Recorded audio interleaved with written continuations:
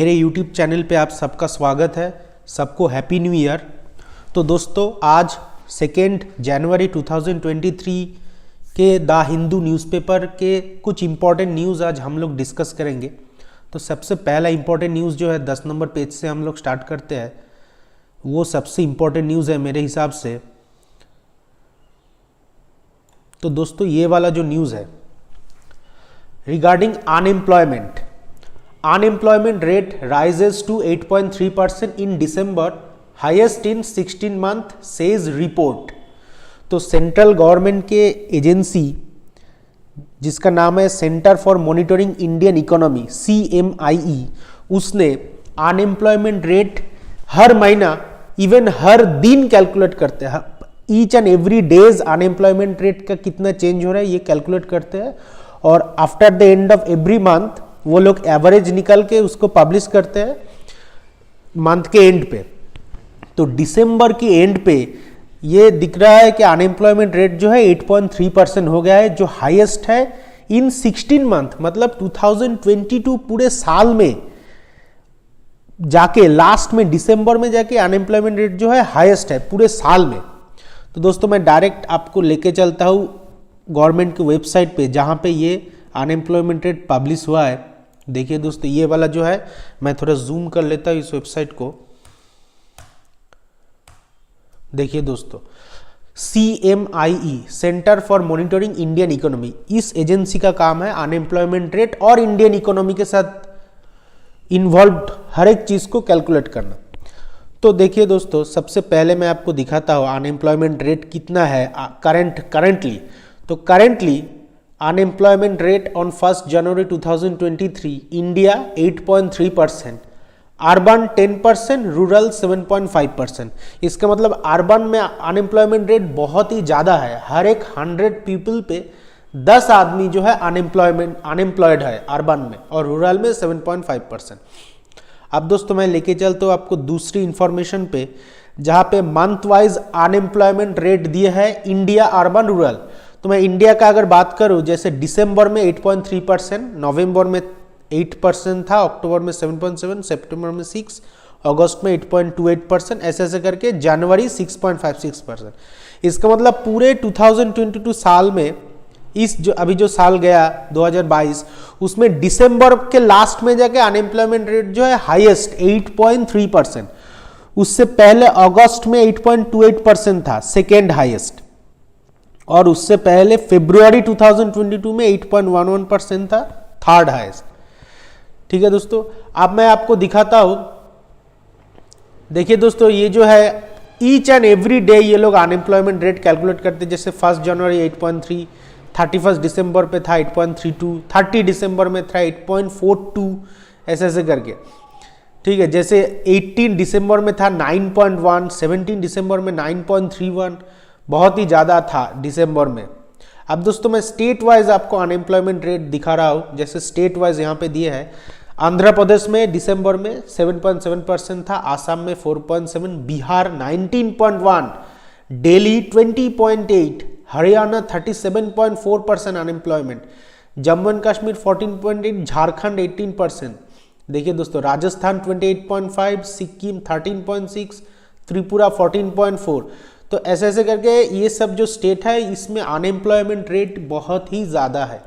तो overall total जो अभी मंथ गया उसके मंथ में जो एवरेज निकल के आया, जैसे यहाँ पे लिखे है 30 day moving average.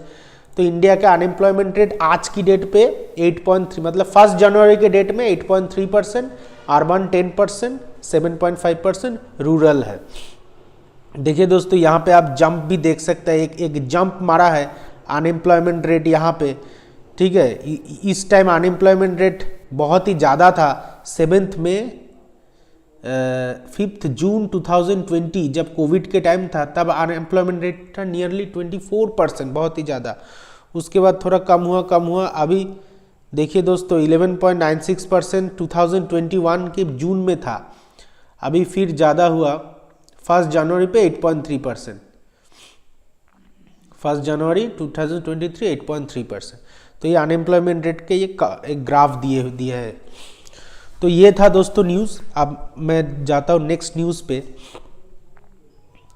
related to Vande Bharat Express inauguration by our Prime Minister Narendra Modi. तो PM Modi virtually flags of Howrah new Jalpaiguri NGP Vande Bharat express. तो दोस्तों एक्चुअली ये शेड्यूल था कि पीएम मोदी हावड़ा आके फिजिकली आके वंदे भारत एक्सप्रेस की इनागोरेशन करेंगे, बट सेम डे सुबह मॉर्निंग उनकी जो मदर है उनका देहांत हो गया, तो इसलिए नहीं आ पाया, बट वर्चुअली उन्होंने इनागोरेशन किया है।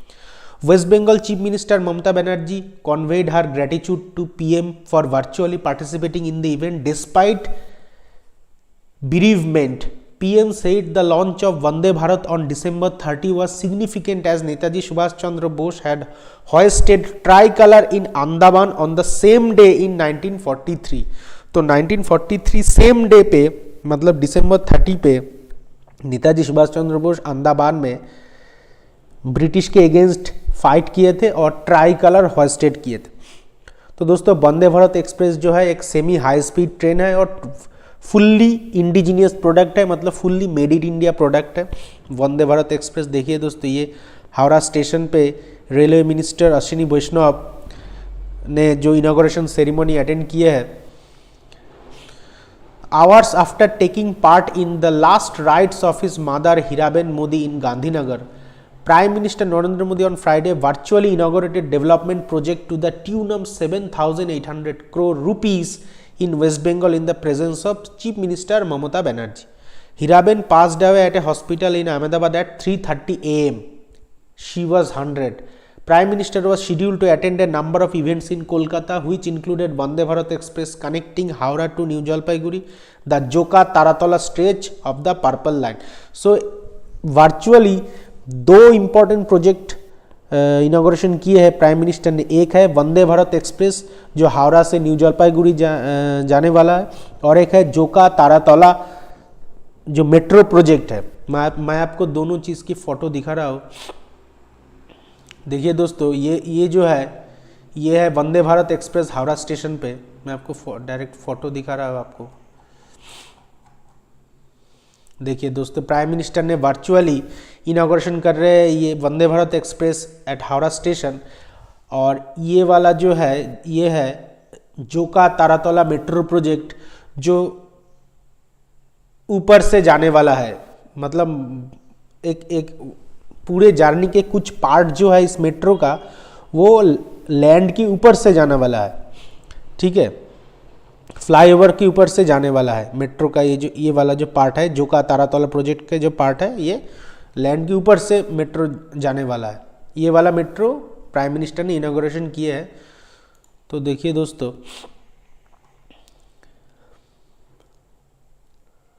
Leaders from across the political spectrum lauded the PM for going ahead with his official engagement despite suffering a personal loss just a few hours back. It is a very sad day for you, but you are coming virtually. It is your great honor and you pay respect through your activities to your mother. Thank you so much, Chief Minister Mamata Banerjee said. Speaking at the event, Prime Minister said that the center was making a record investment in the Indian Railway and the latter was on the path of transformation in a new avatar. तो देखिए दोस्तों मैं direct आपको थोड़ा सा view दिखा रहा हूँ एक लॉन्चिंग सेरेमनी के।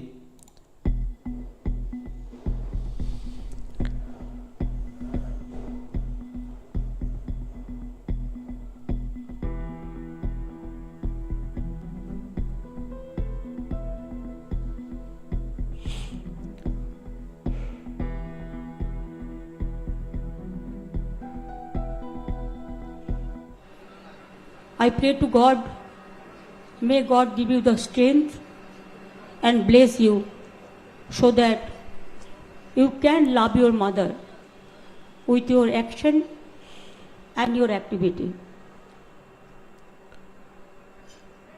Sir, I convey my gratitude to you because you are supposed to come to West Bengal today.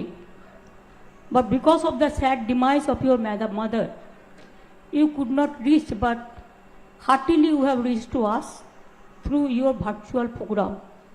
Even I will request you make the program cut to short, and please take rest because just you are coming from the cremation. Sir, you will be happy to know today is my happiest day because my dream project when I was the railway minister, that Taratala Joka, I inaugurated this along with I invited Pratibha Patil ji, the then president.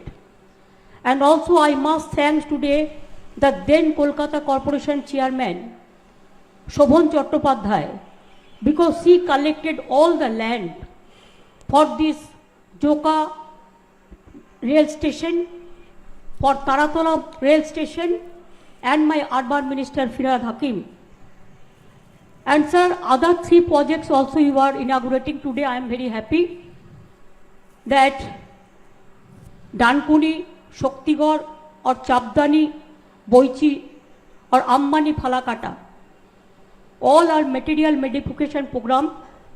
3rd line I started, it is in 2010 budget and 2010 and 11 budget. Everything was there, and today I lay the foundation stone. It is 2000, when Lotolji was the Prime Minister, 2099 or 2000, 2001, and some projects in 2009 and 10 and 11. Okay, friend. दोस्तों, Modi said the proposed 475 Vande Bharat trains would play a crucial role in a new avatar and added the trains such as Vande Bharat and Tejas were being made in the country. PM also laid the foundation stone of New Jalpaiguri railway station, said it will be modernized like airports along with other stations. Okay. दोस्तों, अब मैं next topic में जा रहा हूँ.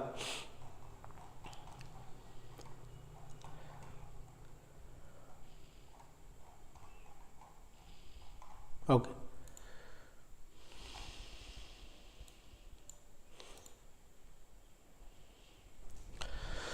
दोस्तों, next topic है December GST revenue up from November lows. तो दोस्तों, जो मिनिस्ट्री ऑफ फिनांस ये हर महीने की एंड पे टोटल जो जीएसटी कलेक्शन हुआ है उसको कैलकुलेट करते हैं. तो दोस्तों, दिसंबर के एंड पे जो दिसंबर मंथ का जो टोटल जीएसटी कलेक्शन है वो नवंबर से ज़्यादा है.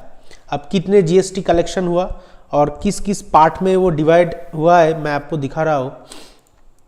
देखिए दोस्तों, मिनिस्ट्री ऑफ फिनांस ने ये पब्लिश किया है ₹1,49,507 करोड़, मतलब 1.49 lakh crore GST revenue collected for December 2022, records increase of 15% year on year. Year on year मतलब compared to December 2021, December 2021 के कंपैरिजन में December 22 पे जीएसटी जो कलेक्शन है वो 15% ज़्यादा है.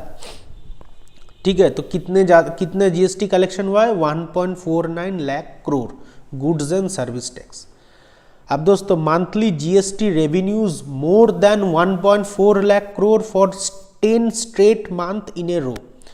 मतलब लगातार 10 महीना रिकॉर्ड हुआ है कि जो जीएसटी कलेक्शन है वो 1.4 लाख करोड़ से ज़्यादा हुआ है. अब मैं दोस्तों दिखाऊंगा आपको एक टेबल जहाँ पे हर महीने के जीएसटी दिया हुआ है. देखिए दोस्तों, मैं आपको अच्छे से दिखा रहा हूँ, यहाँ पे मैं शो कर रहा हूँ. यहाँ पे देखिए दोस्तों, अप्रैल में जीएसटी कलेक्शन हुआ है. यहाँ पे देखिए अप्रैल में जीएसटी कलेक्शन हुआ है 1.68 लाख करोड़. उसके बाद मई 1.41, जून 1.44, जुलाई 1.49, अगस्त 1.44, सितंबर 1.47, अक्टूबर 1.51, नवंबर 1.45, दिसंबर 1.49. मतलब नवंबर से दिसंबर में ज़्यादा जीएसटी कलेक्शन हुआ है. और लगातार अप्रैल से लेके दिसंबर तक लगातार 1.4 लाख करोड़ से ज़्यादा जीएसटी कलेक्शन हुआ है.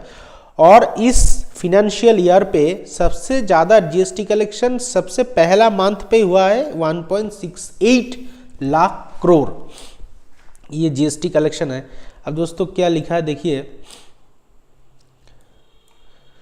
The gross GST revenue collected during December 2022 is rupees 1.49 lakh crore, of which CGST मतलब central GST is rupees 26,711 crore, state GST is rupees 33,357 crore, IGST मतलब integrated GST is rupees 78,434 crore, including rupees 40,263 crore collected on import of goods, and cess is rupees 11,005 crore including 850 crore collected on import of goods.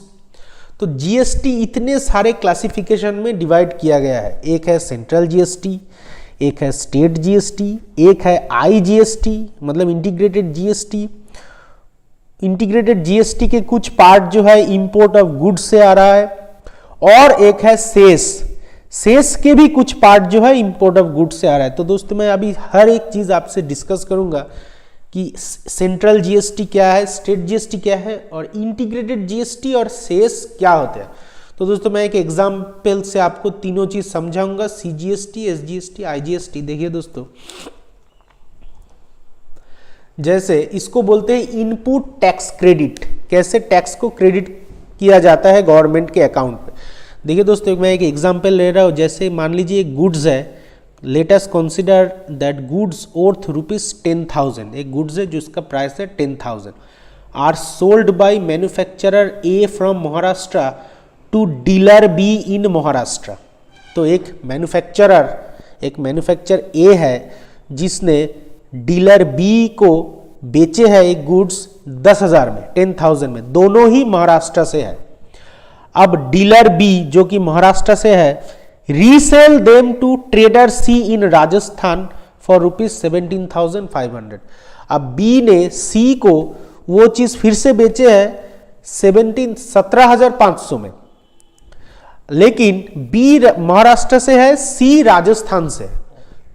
अब trader C finally sell to end user D in Rajasthan for rupees 30,000।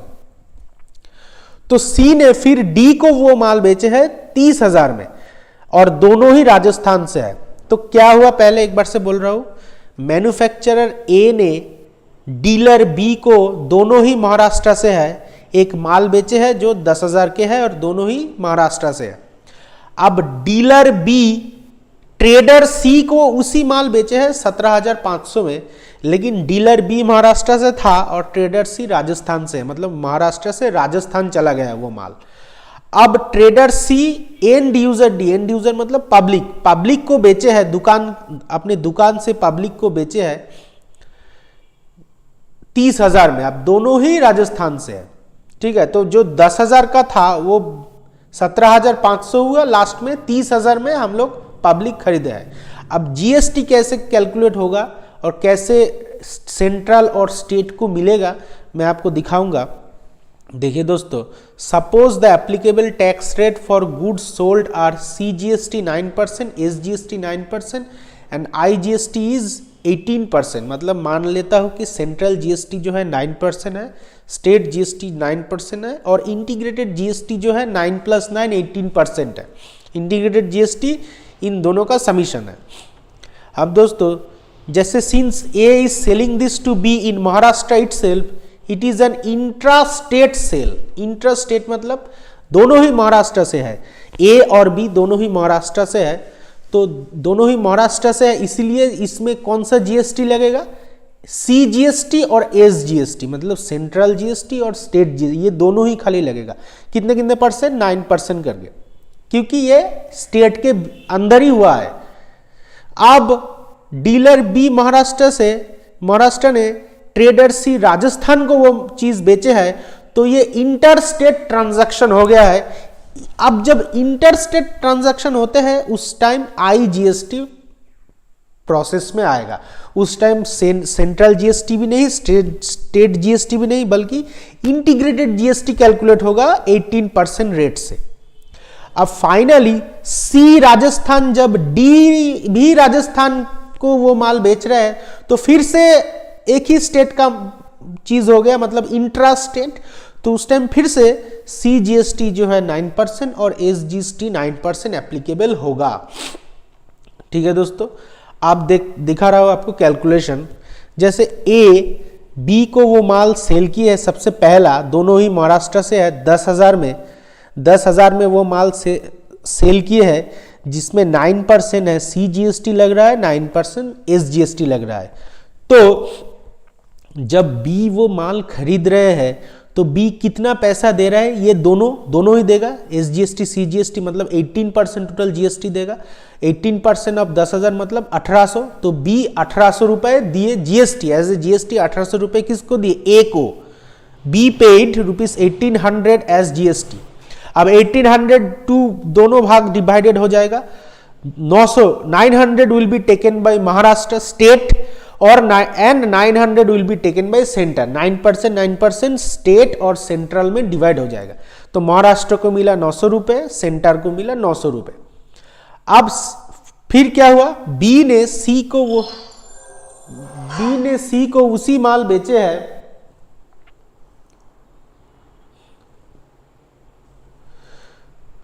17,500 में, लेकिन ये क्या हो गया दोनों state के बीच का ट्रांजैक्शन। तो उस टाइम क्या लगेगा, IGST, इंटीग्रेटेड GST।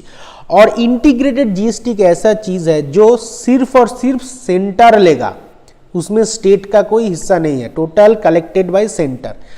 तो 18% total 18% IGST will be taken by centre only. तो 17,500 का 18% कितना हो रहा है, 3,150। तो C 3,150 सी दे रहा है IGST किसको, B को। तो C पेड 3,150 एज IGST, ठीक है। अब C B को 3,150 पैसा दे दिया IGST, ठीक है। लेकिन B पहले से ही 1800 GST दे चुका है, ठीक है। एक बात हमेशा आपको याद रखना चाहिए कि GST सिर्फ और सिर्फ जो एंड यूजर है, एंड यूजर मतलब जो पब्लिक होते हैं, हम लोग जो पब्लिक होते हैं, जो मार्केट से चीज खरीदते हैं, तो हम लोग ही सिर्फ GST पे करेंगे अल्टीमेटली, ठीक है। और बीच में जो पब्लिक आते हैं, जैसे मैन्युफैक्चर हो गया, डीलर हो गया, ट्रेडर हो गया, शॉपकीपर हो गया, जो भी हो गया, वो जब भी माल खरीदते हैं वो GST पे करते हैं, लेकिन अल्टीमेटली वो GST उसको रिफंड हो जाते हैं। फाइनली जो GST पे करेंगे, अल्टीमेटली जो GST पे करते हैं वो है पब्लिक, एंड यूजर, हम लोग पे करेंगे।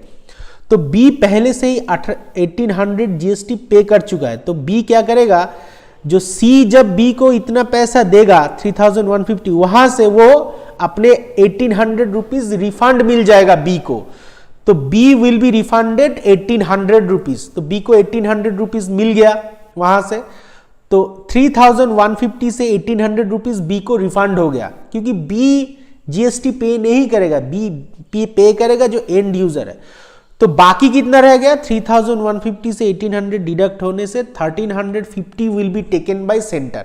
तो जो बचा है वो सेंटर के खाते में चला जाएगा, ठीक है। ये स्टेप हुआ। अब लास्ट स्टेप जो है C राजस्थान, डी जो है ये है एंड यूजर, तो अल्टीमेट GST पे करेगा D, ठीक है। तो D को फिर से वो माल बेचा 30,000 में, 18% GST मतलब 9% सेंट्रल, 9% स्टेट। तो 30,000 का 18% हो रहा है 5,400। तो D को टोटल 5,400 पे करना पड़ेगा, D को 5,400 पे करना पड़ेगा एज ए GST, जिसमें से 9% मतलब 2,700 राजस्थान के पास चला गया, 2,700 सेंटर के पास चला गया। अब C भी तो एक मिडिल मैन है, तो C ने 3,150 रुपीज पे किया था, तो उसको तो वो रिफंड चाहिए। तो C should be refunded with 3,150, ठीक है। तो बाकी कितना बचा, 5,400 से C को 3,150 रुपीज रिफंड मिल गया, ठीक है। अब देखिए दोस्तों यहां का कैलकुलेशन देखिए, centre will give C, centre अभी C को कैसे पैसा देगा, 900 रुपए 900 टेकन बैक फ्रॉम महाराष्ट्र, मतलब सबसे पहला स्टेप में जो 900 महाराष्ट्र मिला था वो महाराष्ट्र के अकाउंट से ले लेगा सेंटर, ठीक है। और एक्स्ट्रा रुपीज 2,250 रुपीज सेंटर देगा, ठीक है, तो टोटल हुआ 3150 रुपीज जो सी को मिलना चाहिए। सी ने यहाँ पे 3150 रुपीज दिया था, तो सी को 3150 रुपीज मिल गया। कैसे मिला? सेंटर ने 900 रुपये, सबसे पहला जो स्टेट था जहां से स्टार्ट हुआ था वो 900 रुपये महाराष्ट्र से ले लिया और 2250 रुपीज उससे ऐड करके सी को अपना रिफंड दे दिया। अब सेंटर के पास कितना जीएसटी रह गया है? सबसे पहला 900 रुपये ये मिला था सेंटर को, ठीक है, तो ₹900। उसके बाद मिडिल में यहाँ पे 1350 रुपीज जो सेंटर को मिला था, तो वो 1350 रुपीज, लास्ट में 2700 भी सेंटर को मिला है, तो 2700 रुपीज, और यहाँ पे सी को जो 22,050 रुपीज दिया था वो माइनस हो गया, तो अल्टीमेटली रह गया वही 2700 रुपीज जो डी ने दिया था, ठीक है, 2700 रुपीज, ठीक है। और राजस्थान को कितना मिला है? ये वाला 2700 रुपीज राजस्थान को। और महाराष्ट्र को जीएसटी कितना मिला? नील, क्योंकि महाराष्ट्र का जो 900 रुपीज था वो सेंटर ने बाद में ले लिया। तो ये जो इस टोटल ये जो प्रोसेस है थोड़ा क्रिटिकल है, इसको बोलते हैं इनपुट टैक्स क्रेडिट मेथड। अगर दोनों स्टेट के बीच ट्रांजैक्शन हो रहा है, ठीक है, ऐसे हो रहा है, तो जो सेकेंड स्टेट है जहां पे अल्टीमेटली एंड यूजर को मिल रहा है, उसी स्टेट को सिर्फ जीएसटी मिलेगा, और जो स्टेट से आ रहा है उस स्टेट को कोई भी जीएसटी नहीं मिलेगा। यही रूल है इनपुट टैक्स क्रेडिट के, मतलब महाराष्ट्र को कोई जीएसटी नहीं मिलेगा और राजस्थान को अपना जीएसटी मिलेगा, सेंटर को भी अपना जीएसटी मिलेगा। तो ये था इनपुट टैक्स क्रेडिट का कैलकुलेशन, ठीक है। तो सीजीएसटी, एसजीएसटी, आईजीएसटी ऐसे कैलकुलेट होते हैं। अब आता हूं सेस पे। सेस है जो एक्स्ट्रा एक टैक्स देना पड़ता है, ठीक है, गवर्नमेंट को, उसको सेस बोलते हैं। मतलब एक टैक्स, एक तो हम लोग टैक्स देते हैं जो जीएसटी देते हैं, ठीक है, जैसे 5% जीएसटी हो गया, 12% जीएसटी हो गया, 18% जीएसटी हो गया, उसके ऊपर भी हमें कभी कभी सेस देना पड़ता है, ठीक है, सेस देना पड़ता है। डेवलपमेंट प्रोजेक्ट के लिए हमें सेस देना पड़ता है। जैसे हम लोग कोई भी प्रोजेक्ट करते हैं, जैसे मान लीजिए एक बिल्डिंग बना रहे हैं जिसमें हमें स्टील चाहिए, सीमेंट चाहिए, ब्रिक चाहिए, ठीक है, तो हर एक चीज़ हम लोग जब खरीदते हैं तो उसके लिए हमें जीएसटी देना पड़ता है, और सारे जीएसटी देने के बाद हमें सेस भी देना पड़ेगा, एक 1% की सेस। जैसे मान लीजिए हम लोग ब्रिक खरीदेंगे तो 12% जीएसटी देना पड़ेगा और उसके ऊपर 1% सेस, ठीक है। अगर लेबर ओरिएंटेड काम हो, मान लीजिए कहीं पे हम लोग अर्थ वर्क करेंगे, ठीक है, मिट्टी खोदेंगे, तो उसके लिए हमें 18% जीएसटी देना पड़ेगा, ऊपर से लेबर वेलफेयर सेस 1% देना पड़ेगा। तो ये हो गया सेस। अब सेस और टैक्स के एक डिफरेंस भी होते हैं, मैं वो भी आपको दिखाऊंगा। देखिए दोस्तों, देखिए सेस है, cess is imposed as an additional tax beside the existing tax, tax on tax. और टैक्स सिंपल टैक्स है, it is a compulsory contribution to state revenue, ठीक है, levied by the government on workers income and business profit और added to the cost of some goods service and transaction. अब दोस्तों tax दो type के होते हैं, एक है डायरेक्ट, इनडायरेक्ट। डायरेक्ट टैक्स जो डायरेक्ट गवर्नमेंट के खाते में जमा होता है, जैसे इनकम टैक्स, ठीक है, और इनडायरेक्ट टैक्स मतलब इनडायरेक्टली जो गवर्नमेंट के खाते में जमा होता है, जैसे जीएसटी हो गया इनडायरेक्ट टैक्स, क्योंकि जीएसटी ये सारे प्रोसेस के थ्रू आते हैं सेंटर के पास। पहले मैन्युफैक्चरर से, पहले डीलर पे करते हैं मैन्युफैक्चरर को, फिर डीलर को रिफंड मिल जाते हैं ट्रेडर से, फिर ट्रेडर को रिफंड मिल जाते हैं पब्लिक से, तो पब्लिक अल्टीमेटली जीएसटी देते हैं। पब्लिक किसको जीएसटी दे रहे हैं? ट्रेडर को। ट्रेडर उसको कन्वे कर रहे हैं डीलर को, डीलर कन्वे कर रहे हैं मैन्युफैक्चरर को, और मैन्युफैक्चरर से ऐसे मिलते हैं गवर्नमेंट को, तो इनडायरेक्टली मिलते हैं। तो जीएसटी एक इनडायरेक्ट टैक्स है, ठीक है। तो ये था मेन सेस और टैक्स के बीच का डिफरेंस। तो दोस्तों ये था जीएसटी के रिलेटेड न्यूज़। अब दोस्तों मैं नेक्स्ट न्यूज़ पे जाऊंगा, बहुत ही इंपॉर्टेंट न्यूज़ है। देखिए दोस्तों,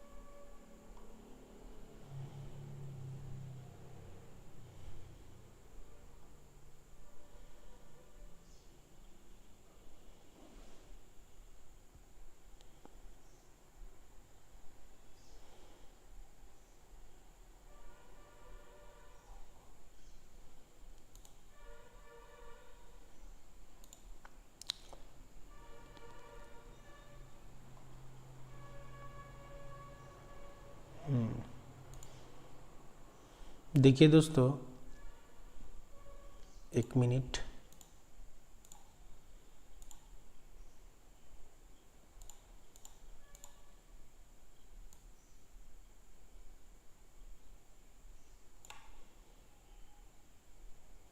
ओके ठीक है, मैं डायरेक्ट न्यूज़ पे जाता हूँ। देखिए दोस्तों, ये वाला जो न्यूज़ है, government start process to buy 100 more K9 Vajra. तो दोस्तों K9 वज्रा एक टैंक है, एक सिंपल टैंक है जो मॉडर्न टेक्नोलॉजी से बना है, और टेक्नोलॉजी हम लोगों ने खरीदे हैं साउथ कोरिया से। और टोटल जो प्रोजेक्ट है ये मेड इन इंडिया प्रोजेक्ट है, बस टेक्नोलॉजी जो है ट्रांसफ़र हुआ है साउथ कोरिया से, हम लोग खरीदे हैं टेक्नोलॉजी। तो एक टैंक है वज्रा, और इस टैंक के ऊपर ये वाला जो रिपब्लिक डे पैरेड में इसको लाया गया है, ये वज्रा टैंक है, और इसके सामने ये एक गन हम लोग इंस्टॉल किए हैं जिसको हाविट्जर कहते हैं, हाविट्जर गन। तो टैंक विथ गन, ठीक है। तो गवर्नमेंट ने 100 मोर K9 वज्रा खरीदने वाले हैं। अब गवर्नमेंट किससे K9 वज्रा खरीदेंगे? वो भी इंडियन कंपनी है, क्योंकि ये इंडियन प्रोडक्ट है, और इंडियन कंपनी और कोई नहीं बल्कि L&T का जो डिफेंस मैन्युफैक्चरिंग सेंटर है जो गुजरात के सूरत पे है, वहाँ से गवर्नमेंट मतलब इंडियन आर्मी जो है 100 K9 वज्रा खरीदने वाले हैं।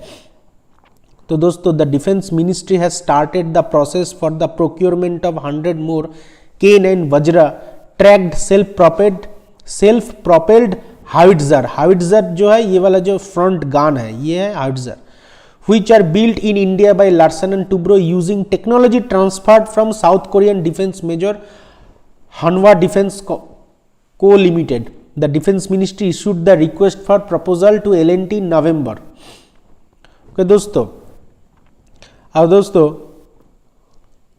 the induction of Dhanush K9 Vajra and M777 ultra light howitzer, ये वाला है।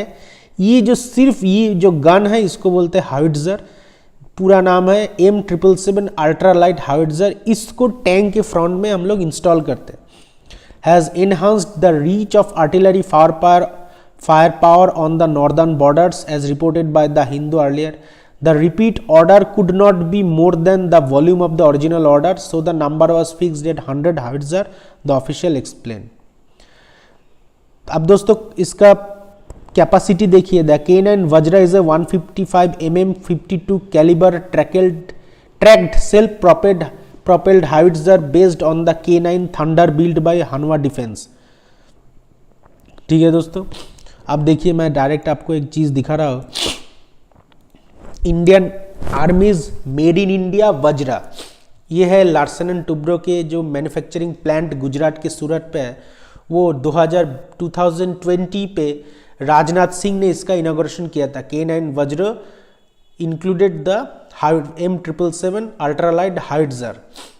अब दोस्तों देखिए, डिफेंस मिनिस्टर राजनाथ सिंह, थोड़ा जूम कर देता हूँ, फ्लैग्ड ऑफ K9 वज्र। ये न्यूज़ आपको डेट भी दिखा देता हूँ आपको, 17 जनवरी 2020, एग्जैक्ट 2 साल पहले defence minister Rajnath Singh flagged off K9 Vajra T gun for Indian army at the Larsen Toubro armoured system complex at Hazira Surat, जो गुजरात पे है। ठीक है दोस्तों, देखिए दोस्तों, डिफेंस मिनिस्टर खुद ये ड्राइव भी कर रहे हैं इस टैंक को।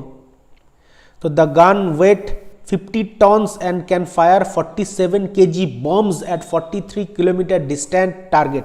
तो ये बहुत ही मतलब इम्पॉर्टेंट एक स्ट्रेटेजिक डिफेंस इक्विपमेंट है बॉर्डर के लिए, क्योंकि बॉर्डर जो इंडिया चाइना बॉर्डर और इंडिया पाकिस्तान बॉर्डर पे कभी कभी बहुत ही पास आ जाते हैं।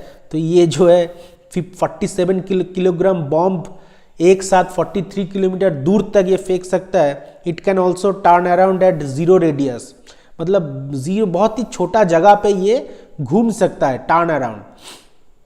मेक इन इंडिया प्रोजेक्ट है। देखिए दोस्तों, under the centre make in India initiative L&T own the ₹4,500 crore contract from the ministry of defence to supply 100 units of K9 Vajra T155 mm 52 caliber tracked self-propelled gun system in 42 months to the Indian Army। ठीक है दोस्तों, तो दोस्तों मैं एक आपको table दिखा रहा हूँ जो मैंने खुद बनाया है सर्च कर करके, जहाँ पे मैं इंडिया के पास डिफेंस इक्विपमेंट क्या क्या है, सिर्फ मशीन्स और प्लेन्स, फाइटर प्लेन्स क्या क्या है मैं आपको दिखाऊंगा। जैसे फाइटर एयरक्राफ्ट, सबसे बड़ा important fighter aircraft Dassault Rafale हमारे पास है। उस ये जो हम लोग फ्रांस से खरीदे हैं और अमेरिका से खरीदे हैं सुपर हॉर्नेट फाइटर जेट, ये वाला, ये दोनों हमारे पास है। और उसके ऊपर हमारा हाल हिंदुस्तान एरोनॉटिक लिमिटेड की बनाया हुआ तेजस है, सुखोई M30 के MKI है, उसके बाद हॉक MK132 है। ये सब फाइटर जेट हमारे पास है। और हेलीकॉप्टर्स तो बहुत बढ़िया बढ़िया है। अपाची हेलीकॉप्टर है हमारे पास, बोइंग C7 CH-47 चिनूक है, ठीक है, और हाल ध्रुव है, और हाल रुद्रा भी है, हाल चीता भी है, हाल चेतक भी है, और डॉर्नियर 228 भी है जो हम लोग ब्रिटेन से खरीदे हैं। और टैंक जो है अभी खरीदे हैं हम लोग, मतलब बनाया है मेड इन इंडिया, K9 वज्र एंड M777 अल्ट्रालाइट हाविट्जर भी है हम लोग के पास। तो ये सब हम लोग के पास है, ठीक है। तो ये था न्यूज़। तो डिफेंस मिनिस्ट्री मतलब इंडियन आर्मी जो है 100 K9 वज्र खरीदने वाले हैं। अब दोस्तों नेक्स्ट न्यूज़ पे जा रहा हूँ, जो लास्ट न्यूज़ है आज का।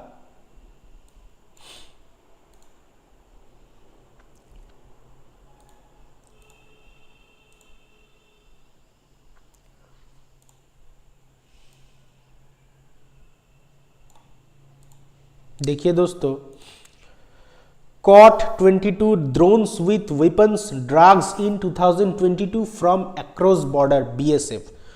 तो दोस्तों बॉर्डर सिक्योरिटी फोर्स BSF ने ये बोले हैं कि उन्होंने पूरे 2022 साल में टोटल 22 ड्रोन पकड़े हैं।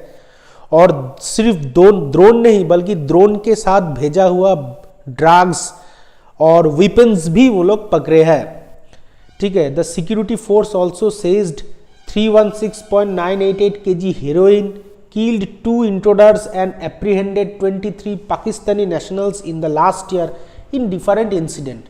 तो क्या होता है ना, क्रॉस बॉर्डर ड्रग्स के सप्लाई होते हैं थ्रू ड्रोन के जरिए ड्रग्स, हीरोइन, वेपन्स ये सब सप्लाई होते हैं, ठीक है। पाकिस्तान से आते हैं और भी अलग अलग देशों से आते हैं।